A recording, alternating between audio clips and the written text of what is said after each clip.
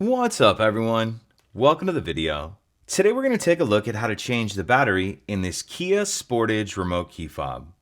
This Kia Sportage key fob is going to use replacement battery CR2450, and I'll put a link in the description box of this video to where you can find these replacement batteries if you're in need. The other thing I'm going to be using to change this key fob battery is a flathead screwdriver. So if we grab our key fob and we take a look down here near the key ring, on the one side, we see there's this notch right here that I'm touching with the end of the screwdriver.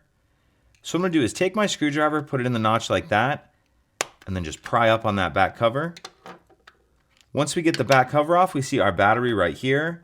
And I'm going to use my screwdriver just to carefully push the battery out of this little holder like that. Once we get our old battery out, I'm going to grab my new replacement battery, and you want to make sure that you're installing your new battery with the plus side up, positive side up. That'll just slide down into that holder like that. And then we can go ahead and snap the back cover on. And that's it.